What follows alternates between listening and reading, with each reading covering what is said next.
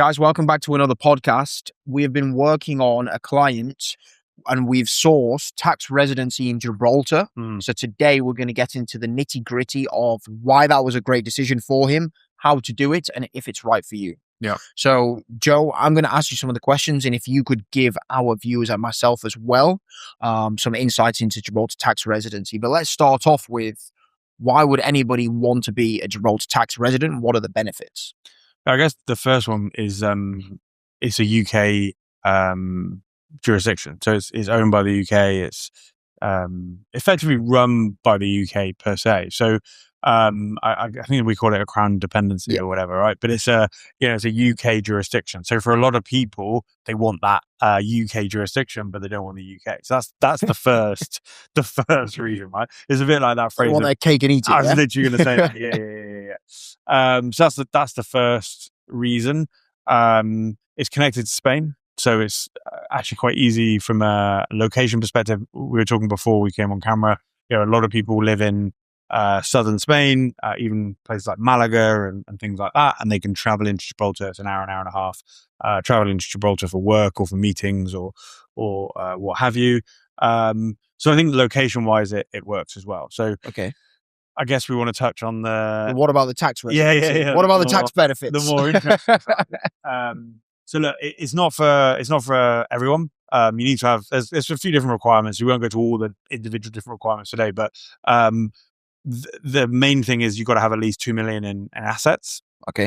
So you need to be fairly wealthy. Yeah, it's not for middle class. Yep, exactly. And then the basic benefit here is that your total worldwide income is capped at at the moment around £118,000, and your actual tax that you will pay in Gibraltar is capped at a maximum currently again of £42,380. Wow. So yeah, you have 2 million of income. Your maximum tax liability as a Gibraltar tax resident is going to be £42,380. Okay. So just to be clear, so it taxes on worldwide income. Yeah. However, that is capped at a maximum of £42,000. The tax is, the yes. income is 118. Yes. The tax is capped at 42,000. All right, brilliant. And capital gains tax? All kind of in the same kind of bracket, if you like. So as soon as you cap out at your 40 odd grand cap, your everything else is... Yeah. Everything else is tax-free in inverted commas. So, and the nice thing as well is like there is no residency requirement. So you don't actually have to live in Gibraltar to obtain this status. Right.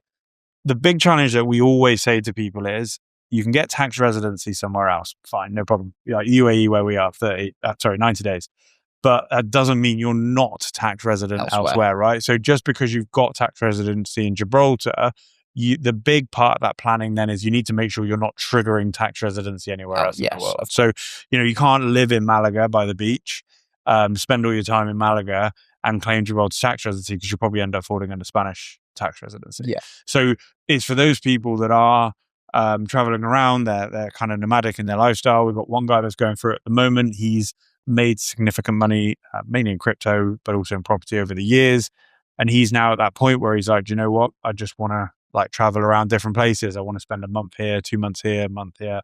So he's going to spend his next few years traveling around the world in different places. So for him, he's got a residency, if you like, in Gibraltar. So he's got clarity on his tax position, but his physical residency is going to be dotted around the world. Okay. Makes a lot of sense. And you said the primary requirement is you need to have a net worth of $2 million? Yeah. Euros? Pounds, sorry. Nearly. We got there. Third one. And what else is required? Is it difficult to... No, it's not. It's a very accessible regime. There's a few hoops you need to jump through, and there's some complexities around. You can't have been a normal Gibraltar tax resident for the past 5 years, and things like that. So if you've kind of lived and worked in Gibraltar in the past 5 years, it doesn't suit that sort of person. So there are a few bits and pieces like that are a bit more nuanced. Yeah.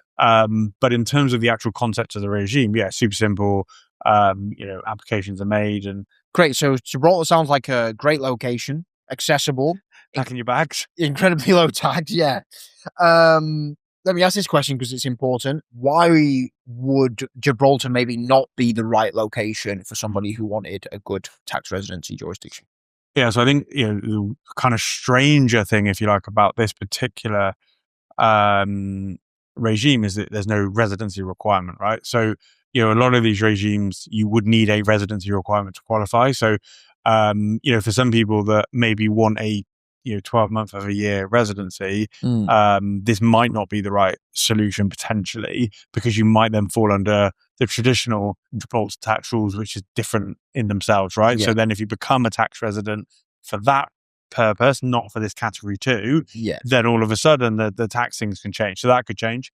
There's no golden visa option. So you can't, like in the UAE or places like Malta, if you want a European kind of option, there is a golden visa regime you can obviously buy into and be part of. There isn't that in Gibraltar. Some people also, I said earlier that some people want the UK tie, some people don't. Some people don't want to be in Europe, or they don't want to be, connected to the UK in any way. So for some people, that's an absolute no-go. So I think, there's, as with all the structuring and planning stuff we talk about on this channel and also with clients, is it's all personal preference and what works for others. But, as we've been working on a couple of cases for clients recently, we've got a really good law firm out in Gibraltar that we're really good friends with, and we share mutual clients with on lots of different things. I just thought it'd be a really good thing for us to talk about and to kind of put out there, because it wasn't something that I was hugely aware of. Yeah, and it's not the most common that you see people speaking about, right? Yeah, but I think it's partly, like I say, because there are not many people want to spend.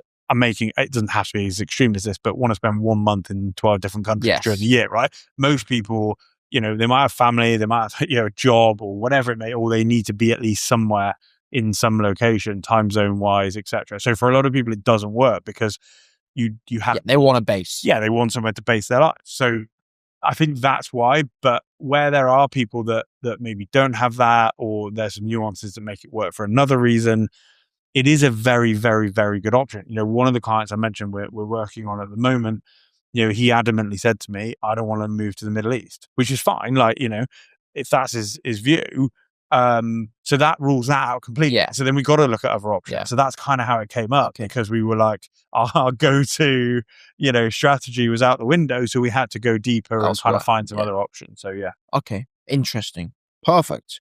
But an incredibly attractive tax regime, nonetheless. 100%. One of the most attractive. I was going to say, there aren't many regimes that I know of around the world that offer the same level, if you like, especially as you can get some of these sorts of tax regimes if you are willing to, we talked on previous things around trust, and you can get structures and things that deliver a kind of similar thing, but to have like just a personal tax residency in your own name with no structures, no nothing, I don't know anywhere else that offers a very similar situation. So yeah, if you guys do, maybe drop some in the comments and we can look those up too. But yeah, for me, if you're looking at that sort of thing, a low residency requirement, a European type base, a UK connection, and also, this fixed tax position. Yeah. Maybe Gibraltar's one for you. 100%. Perfect. Thank you, Joe. All right. See you on the next one.